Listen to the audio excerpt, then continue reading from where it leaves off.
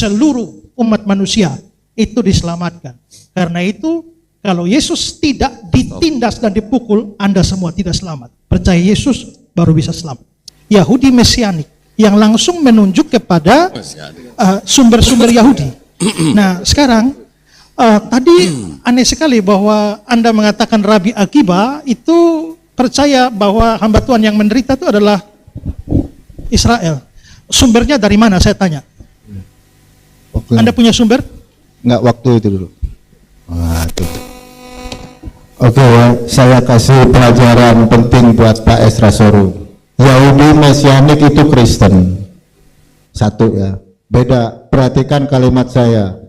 Rabbinical Judaism bukan Yahudi Mesianik. Everything about Jesus Christ, he is Christianity. Itu Yahudi Mesianik, bukan Judaism. Oke, Kodondi. Oke. Terus? Udah belum? Cukup? Enggak, sarin dulu sana. Nah, saya kira saya juga mau kasih pelajaran pada Anda. Tidak bisa membedakan antara penulis dan sumber yang dikutip. Penulisnya bisa Yahudi, tapi sumber-sumber yang dikutip itu bukan Yahudi Mesianik. Itu orang-orang yang tidak percaya Yesus itu Mesias, tapi tidak menafsirkan bahwa itu adalah Israel. Ya, maka saya sekarang tanya, Anda coba tunjukkan buktinya bahwa Rabi Akiba percaya hamba Tuhan yang menderita itu adalah Israel. Yang tadi Anda omong kan? Dari mana sumbernya? Waktu.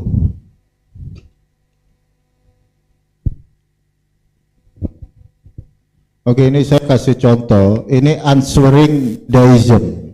Nah, ini baru. Nggak seperti Anda mengambil satu referensi yang bukan otoritas Rabbinical Judaism. Anda menarasikan Yahudi Mesianik, tetapi Yahudi Mesianik itu mengambil contoh misal Targum Yonatan, banyak ya kan. Saya kasih satu contoh. Ada satu organisasi terbesar, Jew for Jesus. Jangankan Targum Yonatan, Sohar pun dirubah sama mereka. Jadi mohon maaf, kalau mau ilmiah dan akademis, usahakan mengambil referensi dari internal Judaism. Jangan memakai narasi dari Yahudi Mesianik. Itu Kristen, Pak. Bapak aja nggak usah jauh-jauh ke Yahudi Mesianik.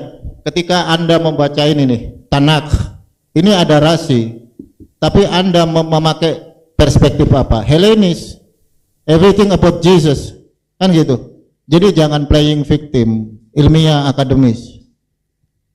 Mungkin Kodondi? Ya, saya ada pertanyaan Pak. Apakah semua kalangan Kristen setuju kalau Yesaya 53 itu untuk Yesus Kristus Pak? Silakan. Oke, saya jawab ini dulu, nanti Pak Budi yang jawab itu ya. Aku dulu. Kamu dulu. Semua kalangan Kristen menurut saya percaya bahwa Yesaya 53 nubuat menuju pada Kristus ya. Dan kalau dikatakan itu baru data, ini juga data. Kalian mau percaya itu data dan ini bukan. Kami sebaliknya. Kami percaya ini data, kalian punya kalian bukan. Jadi kalau itu dari Yudaisme, sudah barang tentu mereka tidak percaya. Jadi bagi saya itu bukan data. Bagi kami ini data. Dan lalu bagaimana ayat 4 sampai 10 tadi saya bahas itu jawabannya apa? Oke, sebelum itu, jadi sekali lagi Pak Umar, ini Anda tidak bisa bedakan siapa menulis dan apa yang dikutip. Kalau Anda mau menunjukkan ini salah, Anda harus buktikan bahwa yang dikutip oleh Yahudi Kristen itu bukan pandangan Yahudi, yang non-Mesianik. Nah, di situ ada banyak ya. Sekarang saya ada bawa di sini nih ya, Targum Yonatan ya, yang dari abad kedua. Saya mau kasih tunjuk dulu ya. Permisi.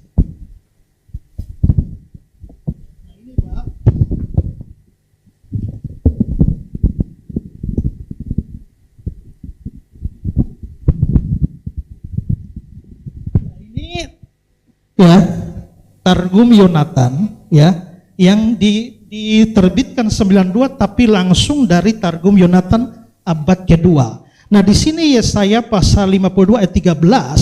Coba saya tahu Pak Umar ini kan mantan Yudaisme ya, pasti bisa bahasa Ibrani. Coba bisa baca yang ayat 13-nya ini Pak, monggo.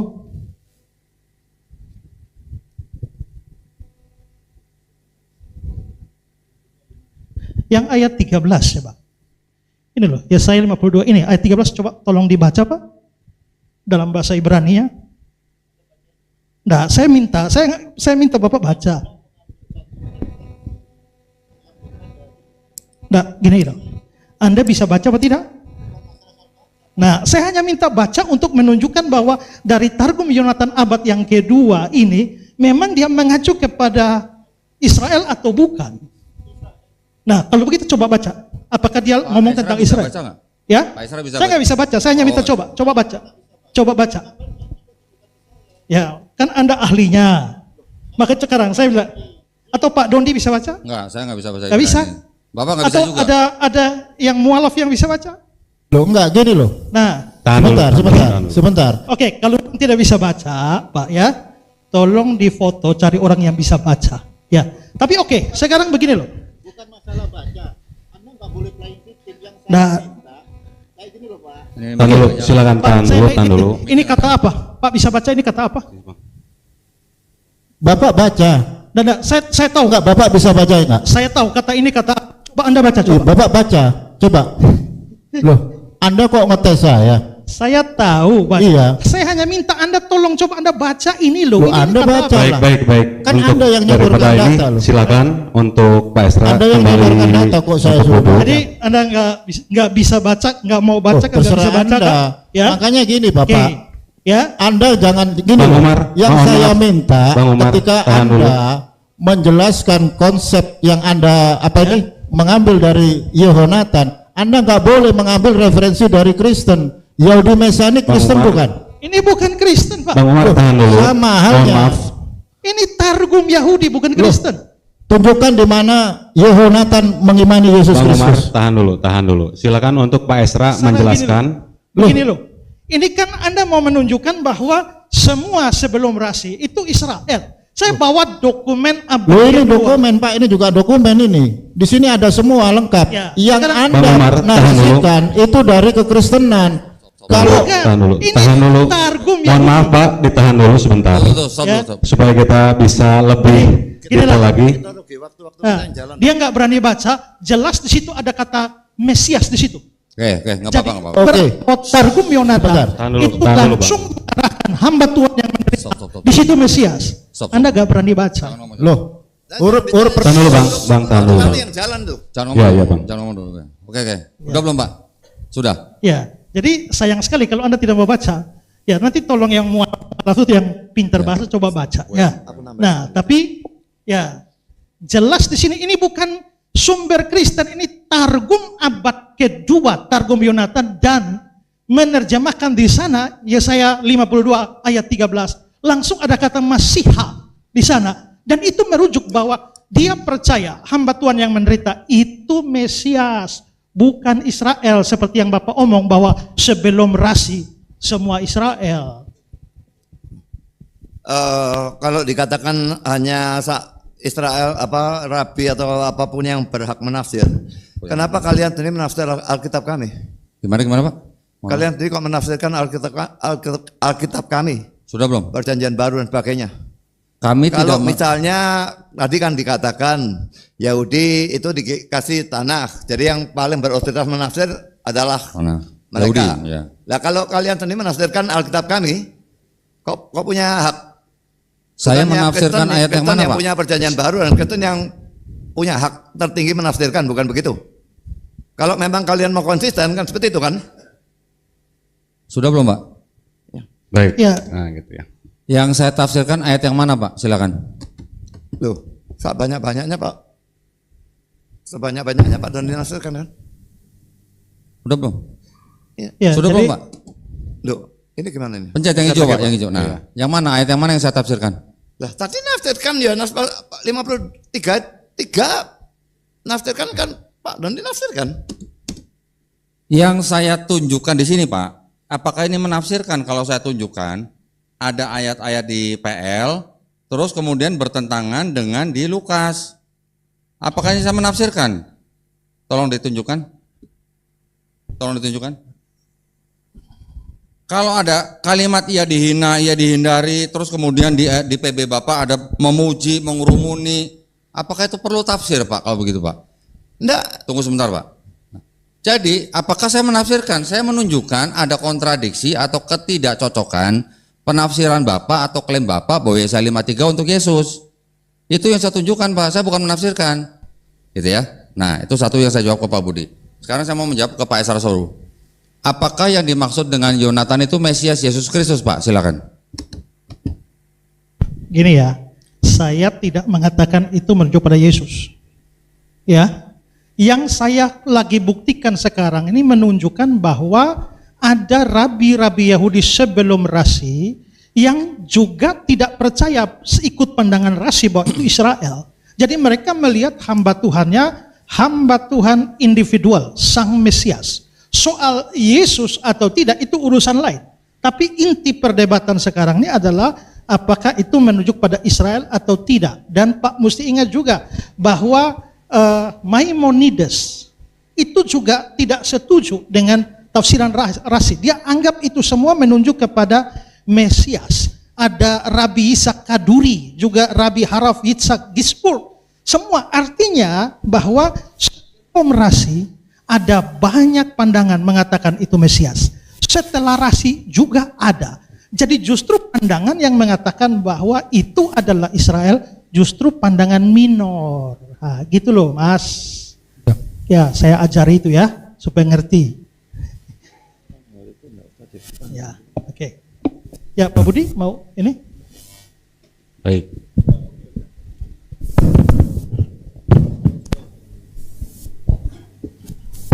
Coba Bapak baca Targum tadi, tunjukkan sama saya secara letterlix.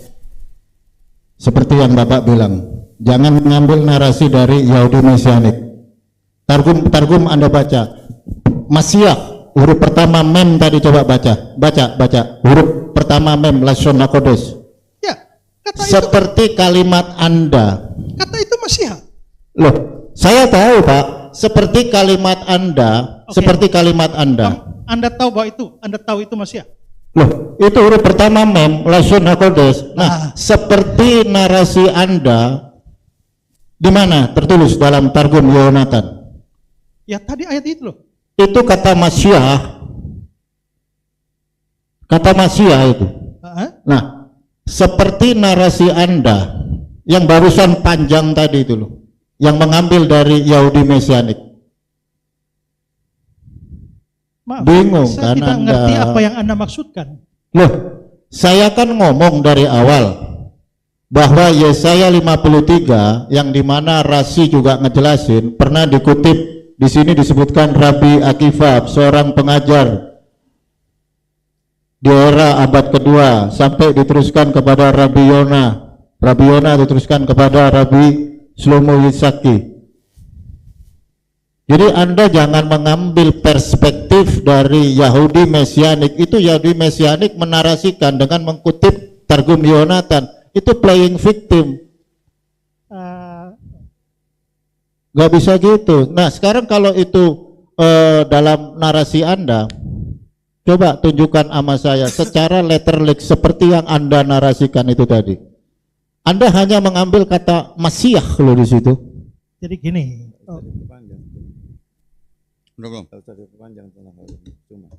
Oke.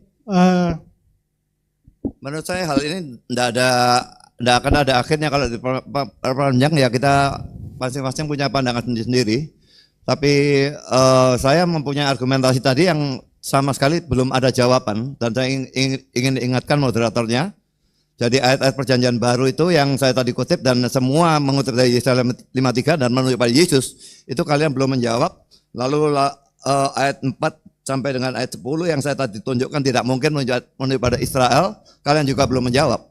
Jadi persoalan sana mau percaya yang ayat 3 itu dari terjemahan tafsirannya Rabi atau bukan Rabi, saya tidak ambil pusing. Tapi saya melihat perjanjian baru dan saya melihat konteksnya, ini penafsirannya tidak memungkinkan untuk ditafsirkan menunjuk pada bangsa Israel. Oke, jadi ya saya setuju, nggak usah perpanjang. Tapi apa yang saya katakan ini bukan merujuk kepada Yahudi Mesianis, tapi ini Targum abad 2 yang menunjukkan bahwa mereka percaya bahwa itu adalah Mesias, bukan bangsa Israel. Oke, Pak Budi lanjut. Sudah. Bentar. Di mana di situ tertulis Mesias? Yang baru aja itu. Di mana? Mana ada di situ tertulis Mesias? Ya tadi saya suruh Pak baca, Pak tidak baca. Nah, di mana? Coba tunjukkan nama saya sekali lagi. Mesias. Letterlix loh.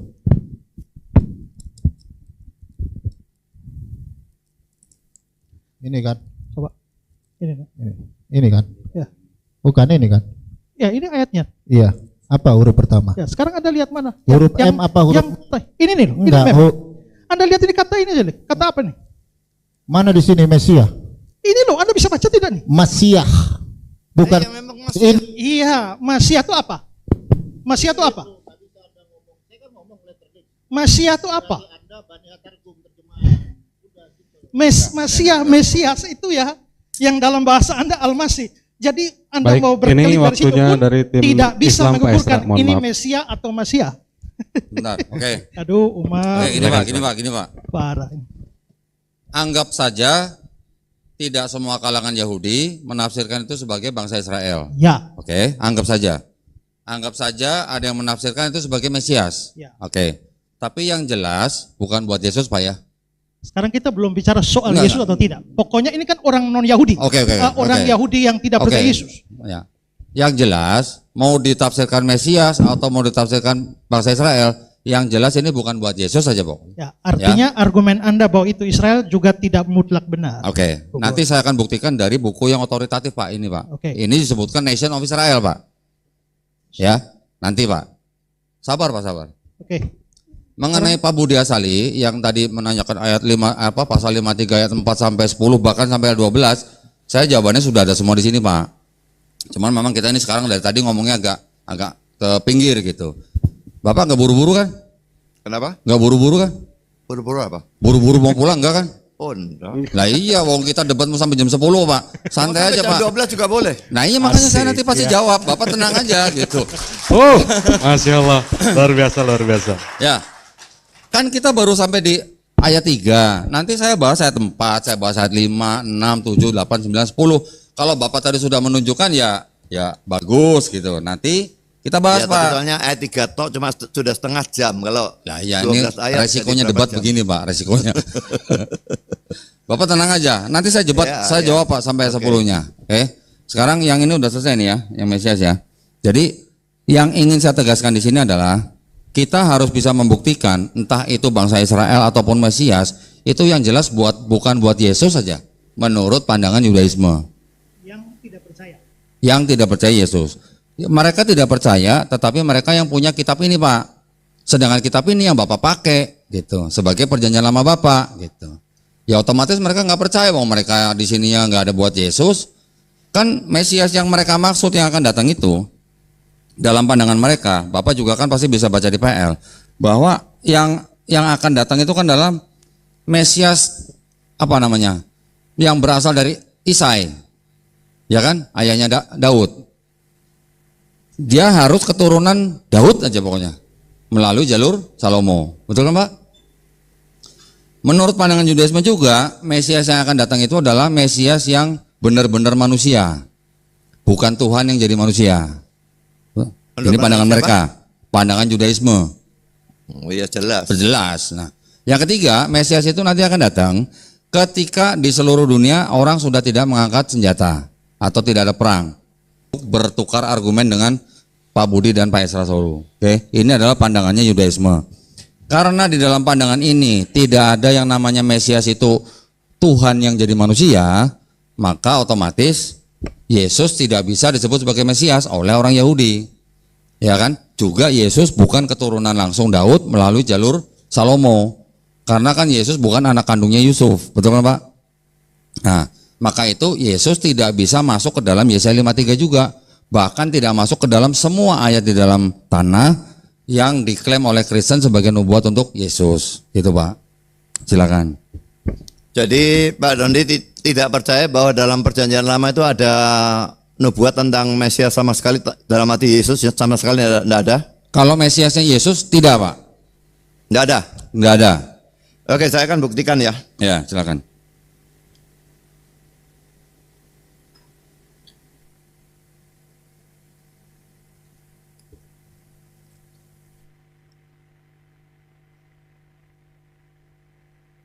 Ini waktu orang-orang Majus itu datang,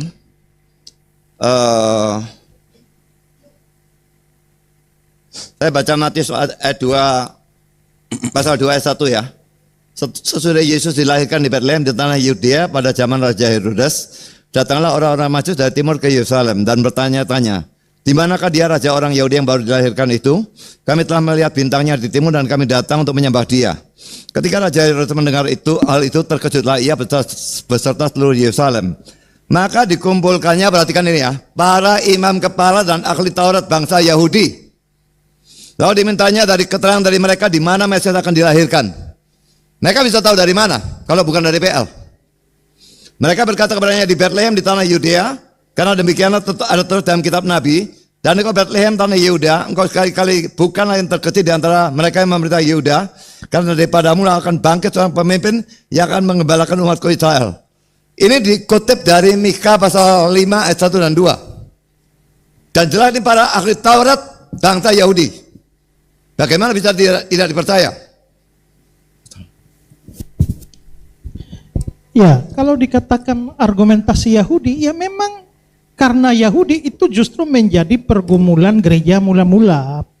Gereja mula-mula itu percaya Yesus adalah Mesias itu. Sementara orang Yahudi itu tidak percaya Mesias yang dijanjikan itu adalah Yesus. Jadi memang ini sudah kontroversi yang panjang. Nah, sehingga sekarang ini ya memang akhirnya menjadi aneh bagi saya ini ya, bahwa sebenarnya Bapak berdua ini percaya pandangan-pandangan Yahudi itu dengan semua kitab suci mereka dan sumber-sumber mereka itu ya? Perlu dijawab atau gimana, Pak? Kami bukan percaya atau tidak percaya, Pak, tapi kami hanya menggunakan literasi-literasi, gitu. Ya, silakan. Artinya Kok kita tidak dijawab pertanyaan saya? Yang mana? Pertanyaan saya tadi belum jawab. Tolong pencet, Pak. Yang mana? Mika 5:2. Iya. Mika 5:2 menurut pandangan Yudaisme itu adalah untuk Ruth, Pak. Bukan Untuk untuk siapa? Yesus. Ruth, menantunya Naomi. Dia disebut sebagai apa namanya? Suku Yahudi yang paling kecil. Ya, kalau mau dibahas lebih detail nanti boleh. Tapi mau ke situ atau enggak? Kalau mau ke situ saya buka nih. Gimana, Pak? Mau bahas Ruth atau mau bahas Yesaya 53 nih? Saya kan belum jawab apa yang ayat 4 sampai 10. Jauh-jauh, enggak usah. Oke, ya saya hanya menyampaikan bahwa Mika 5 ayat 2 itu bukan untuk Yesus juga, tetapi membicarakan tentang Ruth, menantunya Naomi yang suaminya meninggal, kemudian dia disuruh pulang oleh Naomi, dia tidak mau pulang. Itu maksudin dalam Mika 5:2. Dan itu juga salah terjemahan. Bethlehem yang dimaksud bukan kota Bethlehem. Ya, kalau mau bahas detail boleh. Sekarang saya udah jawab. Nanti kalau mau tetap mau ditanyain saya buka gitu. Oke. Tapi saya mau jawab dulu Pak Budi tadi yang menanyakan bahwa saya bertanya kepada Pak Budi, apakah semua kalangan Kristen setuju bahwa Yesaya 53 itu untuk Yesus? Ternyata Pak, bentar ya.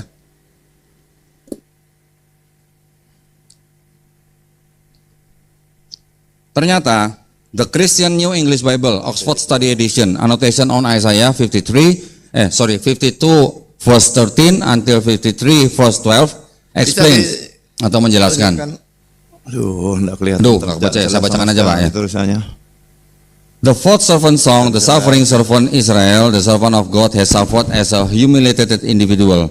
However, the servant endured without complaint because it was vicarious suffering for others.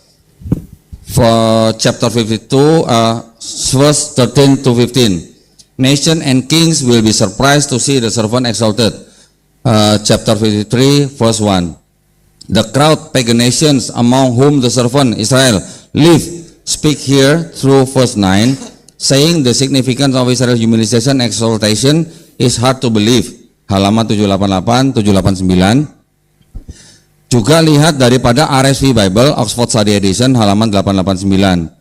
Dari Walter Brookman, PhD, Isaiah 40-66, Louisville, Kentucky, 1998, page 143, menyatakan, states, there is no doubt that Isaiah 53 is to be understood in the context of the Isaiah tradition, insofar as the servant is Israel. Tuh ya, Pak ya. A common assumption of Jewish interpretation. We see the theme of humiliation and exaltation serve the Isaiah rendering of Israel. For Israel in this literature is exactly the humiliated exiled people who by the powerful intervention of Yahweh is about to become the exalted restored people of Zion, dan seterusnya. Kita tidak usah baca semua lah. Dua kutipan ini dari kalangan Kristen. Ini dia tidak percaya bahwa Yesaya 53 bukan untuk Yesus, gitu ya. Jadi saya membantah tadi Pak Budi bahwa tidak semua kalangan Kristen juga setuju bahwa Yesaya 53 untuk Yesus. Kemudian tadi Pak Budi juga membuat pernyataan bahwa lihat banyak ayat-ayat yang menyebutkan hamba-hamba itu juga tidak semuanya bangsa Israel, gitu ya. Tetapi karena ayat-ayat yang tadi saya sudah kasih di halaman-halaman awal bahwa yang sedang dibicarakan di dalam Yesaya 53 itu kan memang ada awalnya, Pak. Pak Budi sendiri bilang sama saya di telepon bahwa Yesaya 53 itu awalnya dari Yesaya 52 ayat 13. Betul kan, Pak? Dari Yesaya 52 13 sampai 15 itu yang sedang berbicara ini kan bukan Tuhan sendiri begitu. Itu yang sedang berbicara kan raja-raja. Setuju nggak, Pak? Jawab aja, Pak. Nggak dipotong waktunya, Pak. Tenang aja. Nggak, saya nggak dengar gimana? Yang berbicara di Yesaya 52 ayat 13 sampai 15 itu bukan Hashem tapi raja-raja, raja-raja bangsa-bangsa gitu. Setuju nggak, Pak? Bukan siapa? Bukan Hashem, bukan Tuhan. Itu maksudnya. Ya, harus menyamakan terminologi dulu nih. Bagaimana bisa bukan Allah? Jadi menurut Bapak Yesaya 52 13 sampai 15 itu kata Tuhan, kata Allah. Iya. Oke, nanti saya tunjukkan, Pak ya. Ini hambaku. Ku-nya huruf besar. Saya bukakan, Pak. Kita lihat, tolong ditampilkan. Sudah? Hamba Tuhan yang menderita, perikopnya. Sesungguhnya hambaku akan berhasil, ia akan ditinggikan, disanjung dan dimuliakan. Seperti banyak orang akan tertegun melihat dia, begitu buruk rupanya, bukan seperti manusia lagi, dan tampaknya bukan seperti anak manusia lagi. Demikianlah ia akan membuat tercengang banyak bangsa. Raja-raja akan mengatupkan mulutnya ke melihat dia, sebab apa yang tidak diceritakan kepada mereka akan mereka lihat, dan apa yang mereka tidak dengar, apa yang tidak mereka dengar akan mereka pahami. Nah ini Pak, di sini ada kata raja-raja. Sekarang baru kita masuk ke 53. Siapakah yang percaya kepada berita yang kami dengar, dan kepada siapakah tangan kekuasaan Tuhan dinyatakan? Nah, dari mulai ayat-ayat ini tadi yang berbicara mulainya adalah raja-raja itu, Pak. Gitu. Ya. Jadi bukan berarti ini semuanya perkataan dari Allah. Itu yang pertama. Yang kedua, ini waktu udah mau habis gimana nih? Apa kita lanjut nanti? Hah? Oke. Sebentar.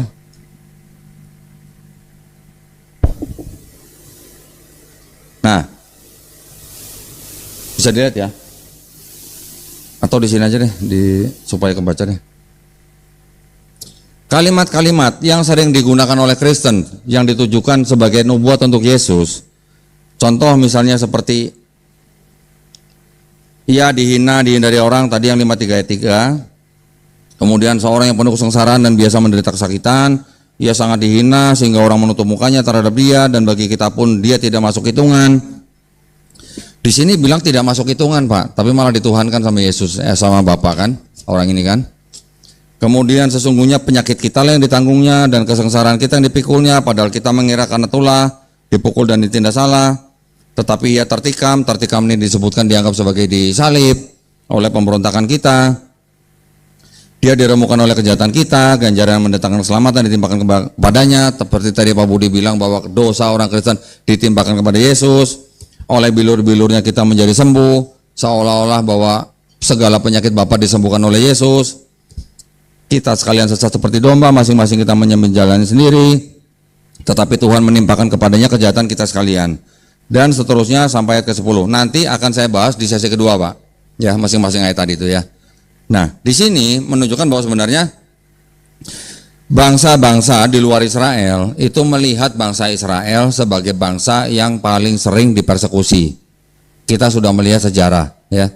Bangsa Israel yang terdiaspora kemana-mana, semuanya memang mengalami persekusi, betul ya. Jadi itulah yang dianggap atau yang ditafsirkan oleh Yahudi atau Judaisme sebagai hamba yang menderita ini, gitu. Saya akan tunjukkan di dalam kitab mereka.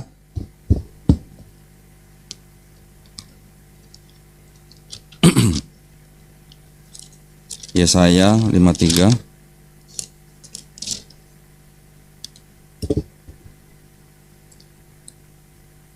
Nah, di sini dikatakan yang ayat ke berapa nih? Sebentar. 53:11 Israel disebutkan di sini Israel will teach the nations of God's righteousness. Oke. Nanti ada lagi.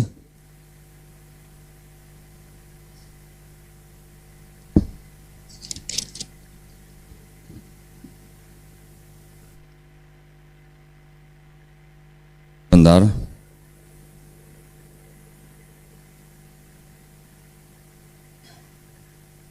Di ayat ke, nah ini, 8 ya sebentar. Ini sorry.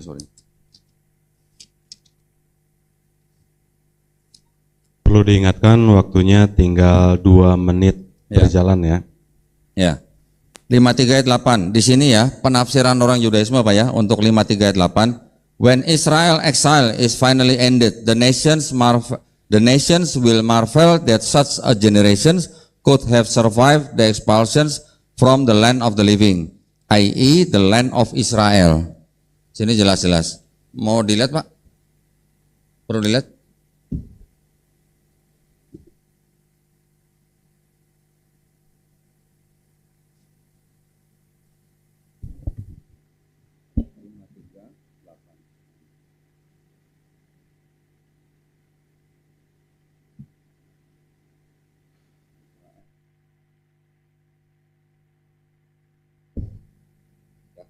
Ini dari buku apa?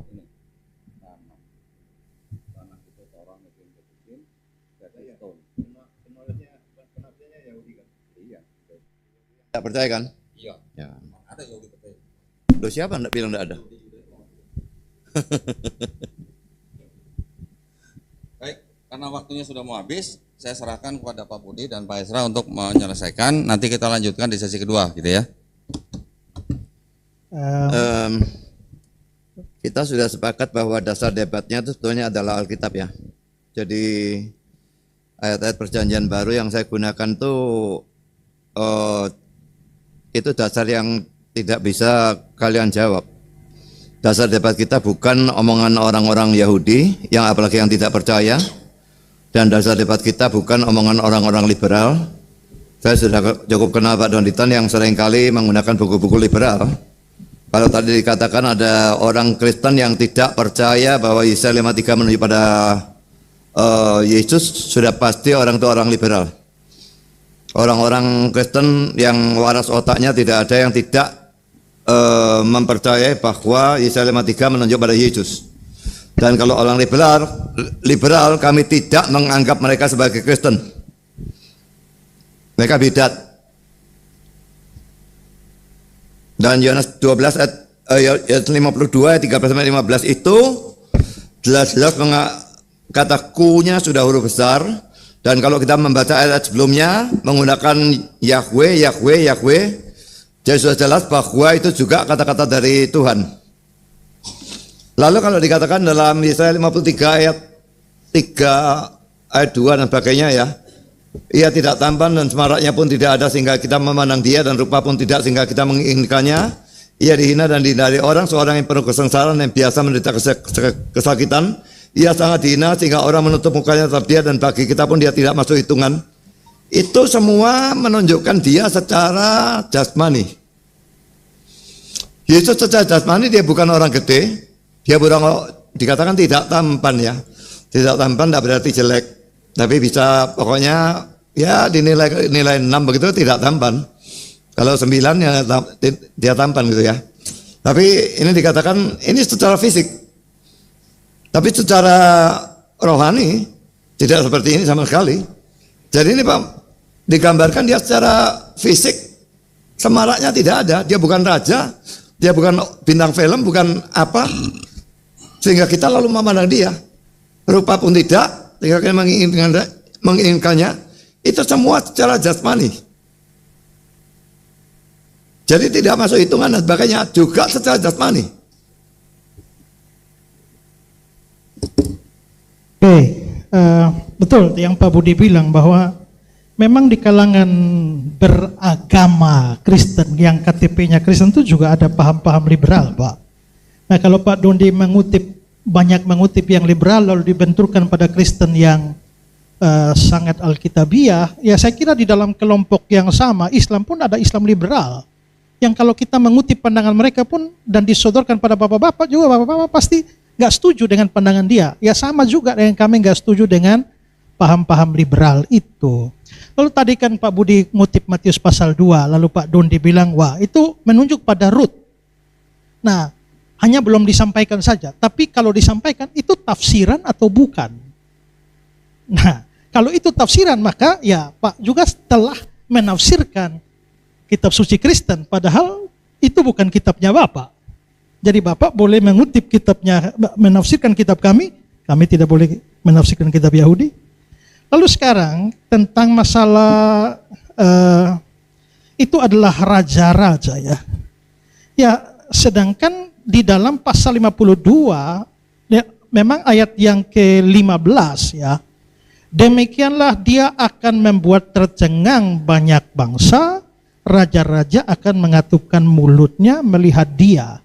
Lah saya heran bagaimana dari ayat ini Bapak bisa mengatakan bahwa yang ngomong adalah raja-raja. Padahal dari ayat 2 ayat sebelumnya yaitu ayat 13, sesungguhnya hambaku akan berhasil dan seterusnya. Itu hambaku akan berhasil, maka yang ngomong di situ itu adalah Tuhan.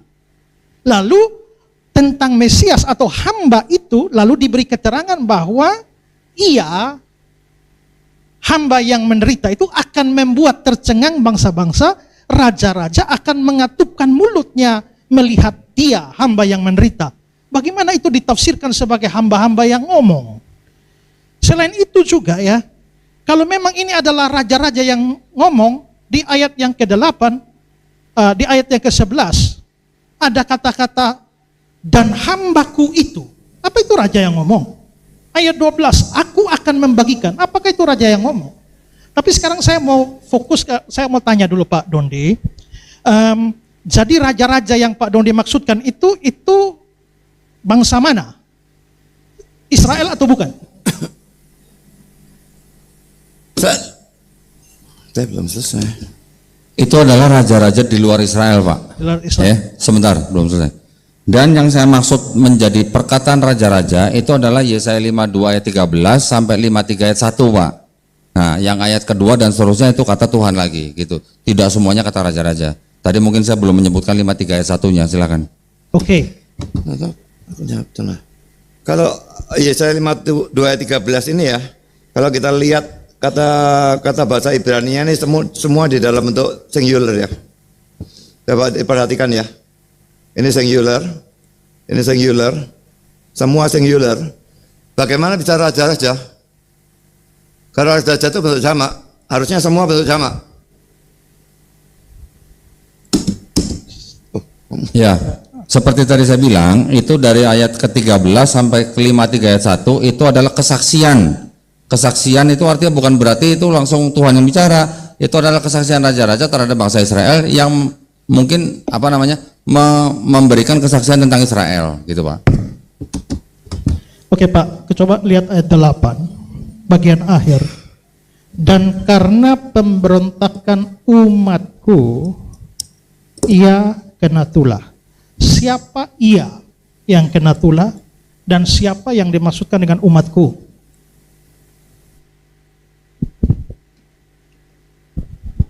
Umatku yang dimaksud itu ya bangsa Israel sendiri gitu. Bangsa Israel yang artinya mengalami persekusi selama sejarah mereka, dari mulai mereka hidup dari menjadi budak di Mesir, dikuasai oleh bangsa Syria, dikuasai oleh bangsa Persia, dikuasai oleh bangsa Babilonia, sampai yang terakhir mereka merdeka di tahun 1948. Oke, jadi ini kan hamba yang menderita, ini dia menderita karena pemberontakan umatku. Kalau umatku itu adalah bangsa Israel, terus ia yang kena tulah itu siapa?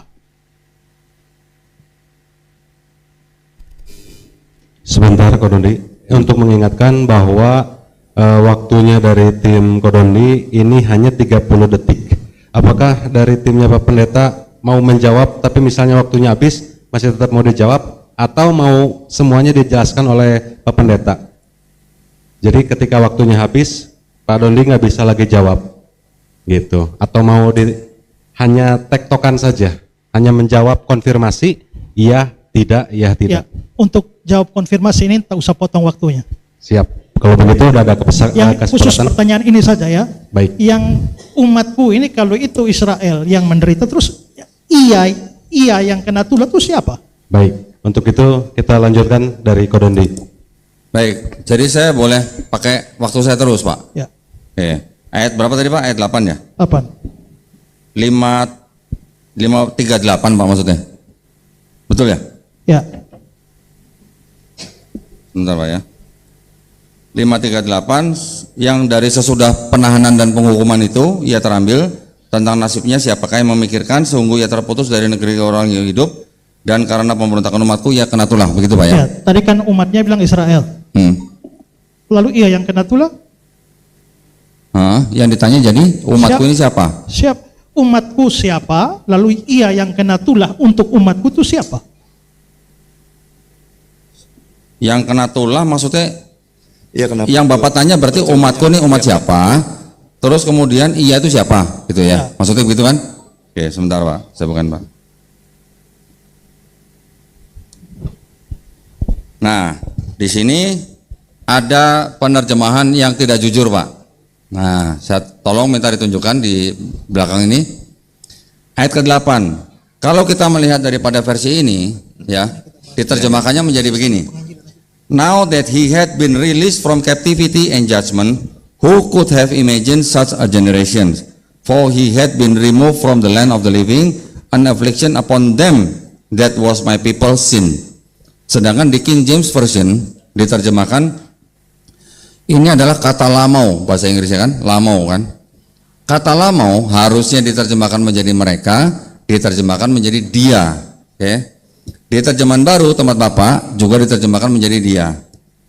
Kalau kita melihat kata lamau di dalam Yesaya 53 ayat 8 ini yang harusnya menjadi mereka diterjemahkan menjadi dia, sedangkan di ayat-ayat yang lain kata yang sama lamau diterjemahkan menjadi mereka di dalam kitabnya Kristen gitu.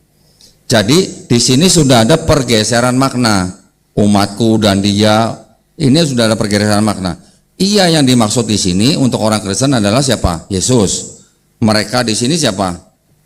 Adalah orang Israel. Nah, saya justru untuk ini saya ingin bertanya kepada Pak Ezra Soru, kenapa kata lamau di Yesaya 53 diterjemahkan menjadi dia, sedangkan di Ulangan 332 diterjemahkan menjadi mereka? Silakan Pak.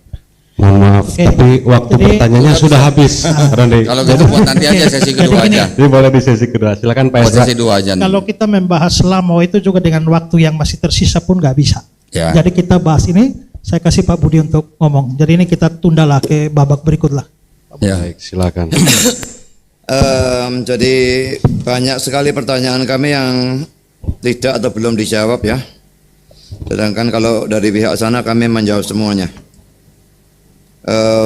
Mika 5 ayat 2 yang digenapi dalam Matius pasal 2. Kalau dasar debat kita memang dasarnya Alkitab, maka itu harus diterima bahwa para ahli Taurat menganggap pengenapannya itu adalah Yesus dan bukannya Rut.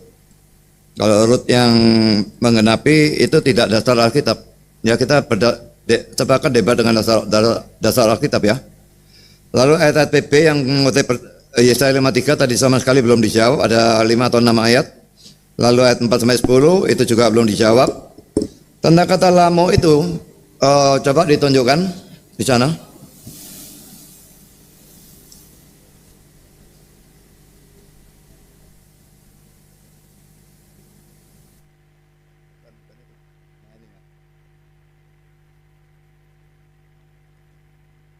Ini kan lamo kan? Tolong dilihat sana. Hah? Iya toh? Kenapa kok tidak ada apa-apanya? Ini sorot ini mestinya keluar arti ya. Kalau ini misalnya sorot keluar artinya. Ini kata lamo ini tidak keluar artinya. Apa? Siapa? Lamet. Nem. Nun. Oh, maaf, bukan nun. Lamet, mem, vav. Ya sudah. Lamet itu apa?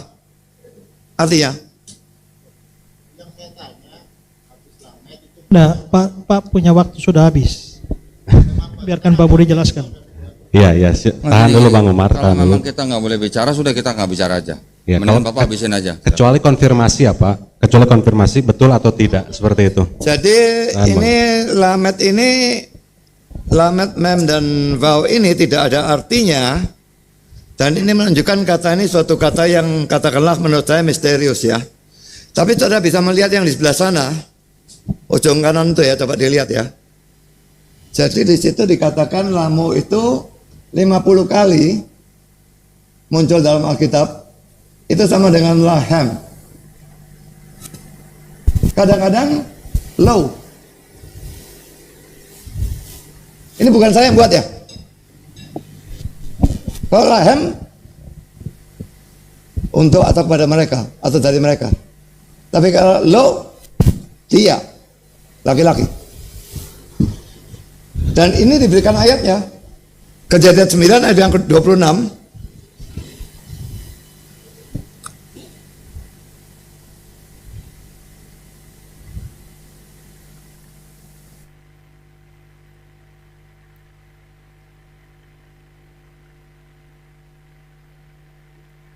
Ini menggunakan kata sama ya.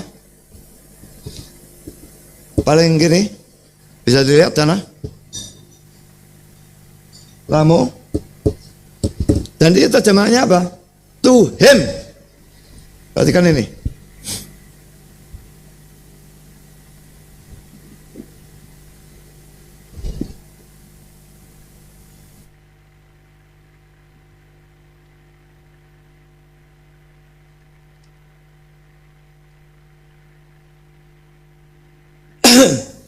Saya kutip kata-kata dari seorang penafsir, Jameson, Fawcett Brown.